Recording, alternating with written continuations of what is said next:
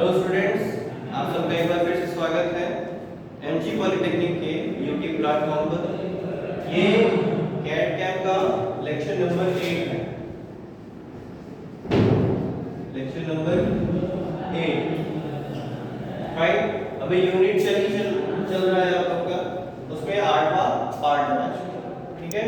इससे पहले वाले लेक्चर्स में हम लोग ने बहुत सारी चीजें कैट कैम के बारे में पढ़ लिया था, यानी उसका कैरेक्टरिस्टिक्स पढ़ लिया, एडवांटेजेस पढ़ लिया, डिसएडवांटेजेस भी हम लोग ने कवर कर लिया था। जो नेक्स्ट टॉपिक रह जाता है आप लोग का, जो आज के इस लेक्चर में कवर होगा, वो है product cycle. Product cycle,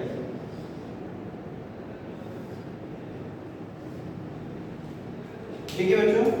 product cycle या फिर उत्पाद चक्र।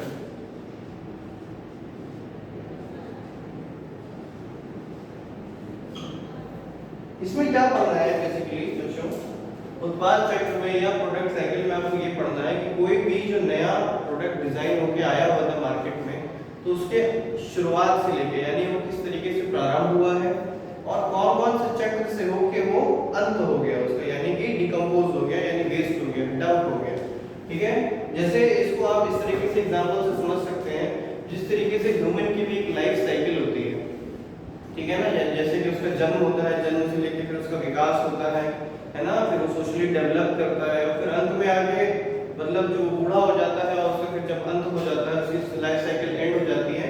तो उसी तरीके से प्रोडक्ट्स होते हैं, जो नए प्रोडक्ट्स आपने डेवलप किए हैं, डिजाइन किए हैं, तो कोई भी ताउम्र के लिए नहीं हो सकता है, ठीक है ना। उसका ना कोई ना कोई मतलब एक्सपायरी डेट होता है। तो जहां से वो शुरू हुआ, अपने पीक पे गया, फिर वहां से जवाल कर गया, यानी कि डाउनफॉल हो गया। तो ऐसे ही पूरी साइकिल को, उस पूरे मैनेजमेंट को आपको क्या करना है, प्रोडक्ट साइकिल के अंतर्गत में पढ़ना है, ठीक है। इसको आप डेफिनेशन के तौर पे देखेंगे, ऐसे लिखेंगे, द मैनेजमेंट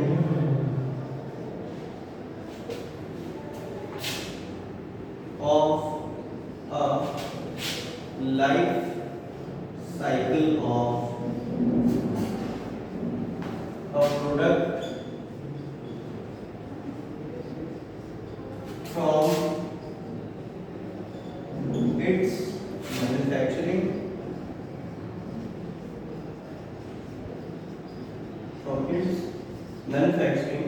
या मैन्युफैक्चरिंग को आप दूसरे लफ्जों में फैब्रिकेशन भी कहते हैं, फैब्रिकेशन टू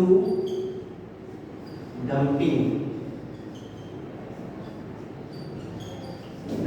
या इसको आप कह सकते हैं रीसाइकिल,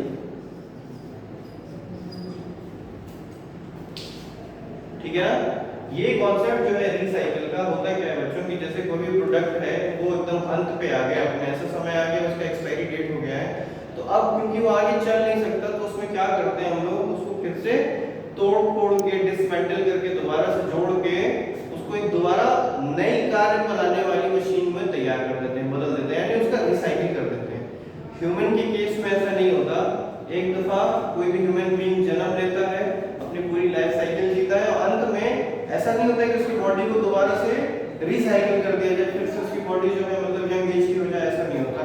तो यही एक इसमें खास बात होती है प्रोडक्ट साइकिल में, कि ये शुरुआत तो बिल्कुल ह्यूमन बीइंग्स की तरह करता है। उसका पूरा डिजाइनिंग आप जब प्रोडक्ट बनाते हैं, यानी उसका प्रारंभ तो बिल्कुल हो सकता है नया, ठीक है, लेकिन जब उसका अंत आता है, उसमें हम लोग नई टेक्नोलॉजीज को ऐड करके उसको रिसाइकिल कर देते हैं, दोबारा से कर्म करने योग्य बना देते हैं, ठीक है।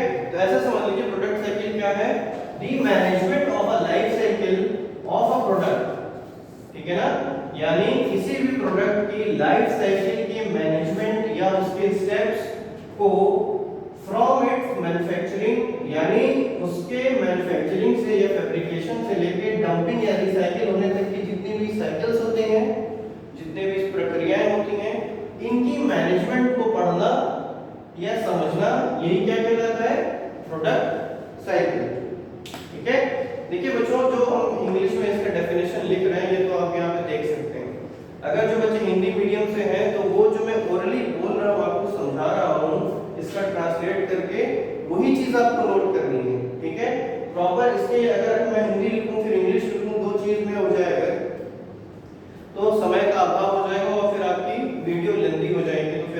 आगे चल के फिर आपको ज़्यादा परेशानी होगी। तो आप इसकी सेवा इस तरह से ले सकते हैं कि आप वीडियो को पॉज कर लें, जो चीज़ में हम बोल रहे हैं उसकी जो डेफिनेशन हिंदी में हम समझा रहे हैं उसको आप कॉपी पर भी नोट करते चलें। इंग्लिश वालों के लिए बहुत आसान है, वो यहाँ से डायरेक्ट उतार सकते हैं स्क्रीनशॉट लेके, चाहे वीडियो के साथ साथ वो भी अपना राइटिंग कर सकते हैं। हिंदी मीडियम वाले के लिए सजेशन है कि आप मेरी ओरली जो डेफिनेशन हो रही है, रिकॉर्ड हो रही है, इस चीज को आप भी नोट करते चलें। फाइन, तो ये प्रोडक्ट साइकिल था, इसका पूरा कॉन्सेप्ट आपके दिमाग में बना दिया गया है। ठीक है, इसको और ज्यादा अच्छे से समझने के लिए हम इसका एक स्कीमेटिक डायग्राम बनाएंगे। स्कीमेटिक डायग्राम बनेंगे, इसी डायग्राम के सहारे से ही आपको सारी चीजें क्लियर हो जाएंगी।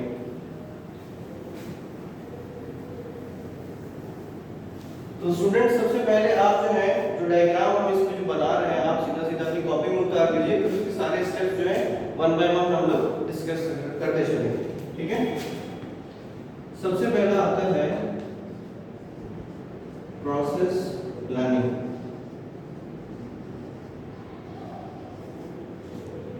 ठीक है, उसके बाद प्रोडक्शन प्लानिंग,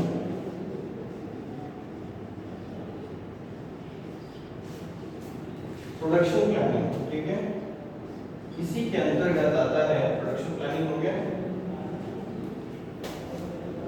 ऑर्डर मटेरियल,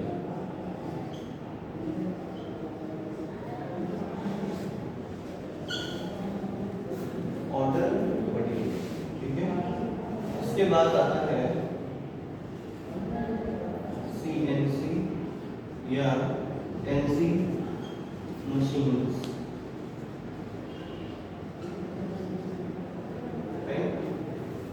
यहाँ के बाद आएगा आपका प्रोडक्ट डिजाइन। प्रोडक्ट डिजाइन के बाद क्वालिटी कंट्रोल।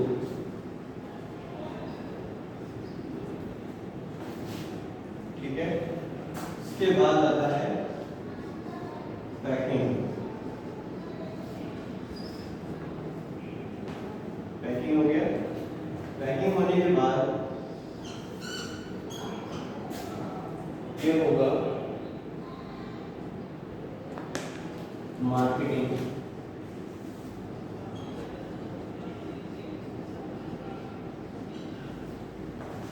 मार्केटिंग होने के बाद कस्टमर फीडबैक।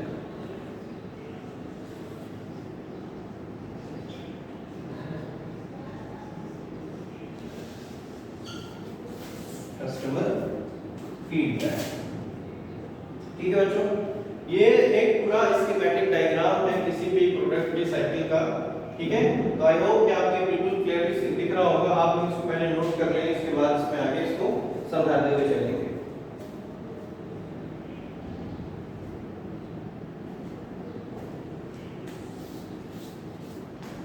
ठीक है, फाइन, आइए इसको समझते हैं कि इसकी साइकिल में शुरुआत कहां से हुई है और अंत कहां पर हो रहा है।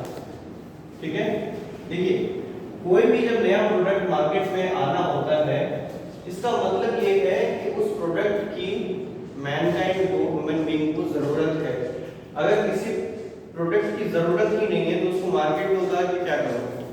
फाइन, जैसे आपको ट्रांसपोर्टेशन की जरूरत है तो इसीलिए विभिन्न प्रकार की अलग अलग टाइप्स की बाइक्स जो हैं लॉन्च हो गई हैं, कार लॉन्च हो गई हैं, ट्रकें लॉन्च हो गई हैं। वो इसलिए क्योंकि आपको नीड है। ठीक है ना, तो सबसे पहले कोई भी प्रोडक्ट को डिजाइन करने के लिए जो चीज होनी चाहिए वो होती है आवश्यकता, यानी नीड। ठीक है ना, तो आप ऐसे समझिए कि सबसे पहला जो कारण होता है किसी भी प्रोडक्ट को डिजाइन करने का वो होता है नीड का। अगर किसी को उस प्रोडक्ट की जरूरत ही नहीं है तो डिजाइन करने से और इतने स्टेप्स को फॉलो करने से फायदा ही क्या है? फाइन, तो नीड हुई आपको किसी भी चीज को मार्केट में लाने की, तो नीड करने के बाद आप क्या करेंगे? Process planning. यानी अब उस प्रोडक्ट को जब आपने सोच लिया कि हमको इस काम के लिए प्रोडक्ट को उतारना है, तो अब आप ये सोचेंगे कि हमको कौन कौन से प्रक्रिया से गुजार कर उस प्रोडक्ट को लाना है। ठीक है, इसको एग्जांपल के तौर पे पार्टी होनी है और आपको वहां पे पुलाव सर्व करना है, तो सबसे पहले आपने क्या सोचा कि मैं खिलाऊंगा क्या चीज, ठीक है। तो आपके दिमाग में आया कि हाँ हमें फ्राइड राइस या पुलाव सर्व करना है, राइट। तो फ्राइड राइस के लिए आप क्या करेंगे, उसका एक प्रोसेस आपके दिमाग में पहले से ही बैठा हुआ है, क्या कि कोई भी अगर मान लीजिए कोई भी गेस्ट आता है आपके यहाँ और आपको उसको फ्राइड राइस खिलाना है, तो आप क्या करेंगे, सबसे पहले तो यानी राइस का आप एक स्टॉक मेंटेन करेंगे घर पे कि कितने लोग आने हैं, कितने के हिसाब से फ्राइड राइस को तैयार करेंगे, ठीक है ना। पहले आपने क्या किया, पहला प्रोसेस क्या किया, स्टॉक कर लिया। दूसरा प्रोसेस क्या हुआ कि जब आप उसको पकाने लगे तो पूरा एक असेंबली लेके चलते हैं आप, साथ में जितने भी इक्विपमेंट्स होते हैं, यूटेंसिल्स होते हैं, वो सारी चीजें लेके चलते हैं, उसमें आपने वो खाना तैयार कर लिया, ठीक है। खाना तैयार करने के बाद आपने वो क्या किया, क्वालिटी चेक की उसकी, मतलब वो ठीक बना है या नहीं बना है।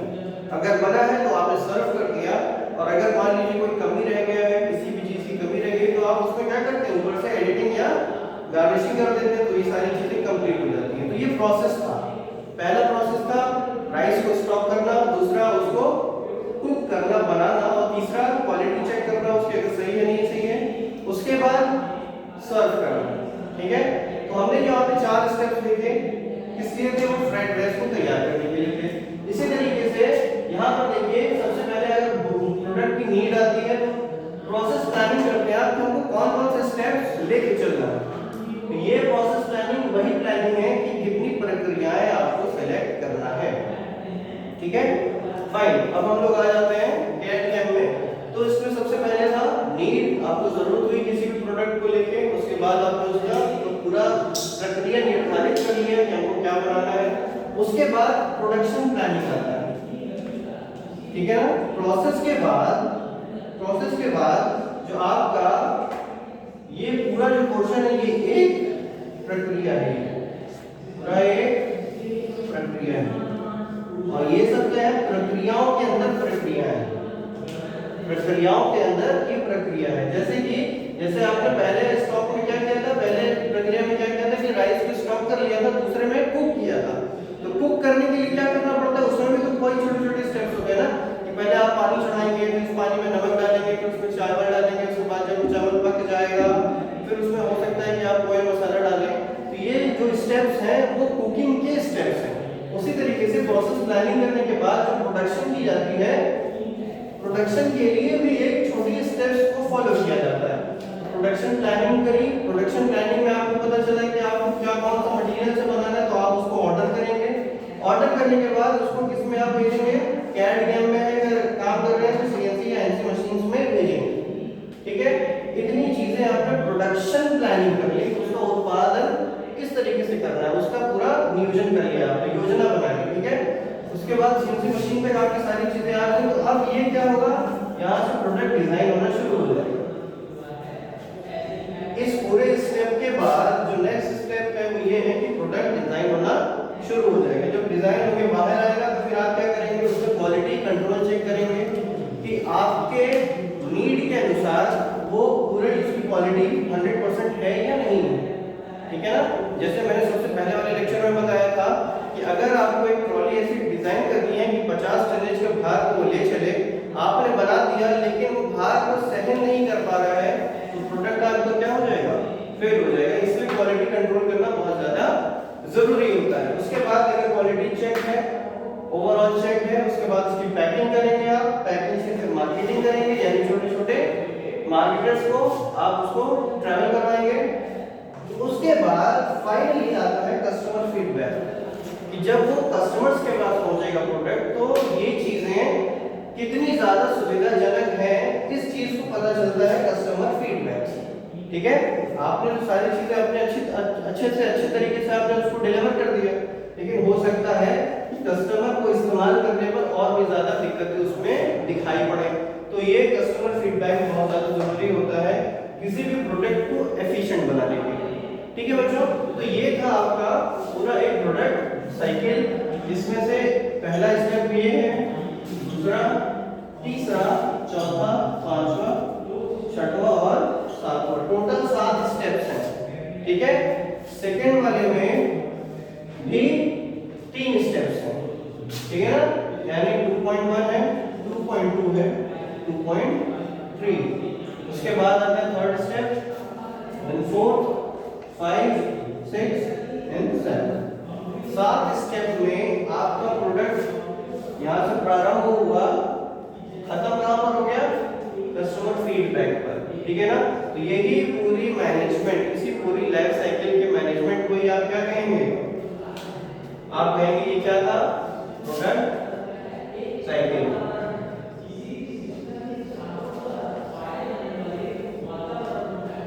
ठीक है बच्चों, तो आई होप ये सारी चीजें आपको बिल्कुल समझ में आई होंगी, इसका स्कीमेटिक आपको, डायग्राम आपको बहुत अच्छे से समझ में आया होगा। नेक्स्ट लेक्चर में जो और भी टॉपिक रह गए हैं, जैसे ऑटोमेशन हो गया है, ऑटोमेशन है, और रीजन फॉर CAD/CAM इम्प्लीमेंटेशन, ठीक है। तो हो सकता है आपके 2 से 3 लेक्चर और जाए, उसके बाद आपका ये यूनिट 1 यहीं पे समाप्त हो जाएगा। फिर नेक्स्ट लेक्चर में हम लोग फिर कुछ CAD सॉफ्टवेयर के बारे में हम लोग डिस्कस करेंगे। तो आई होप कि आपको बिल्कुल समझ में आया होगा, इसके जो है आप नोट्स बराबर बनाते चलें, ठीक है।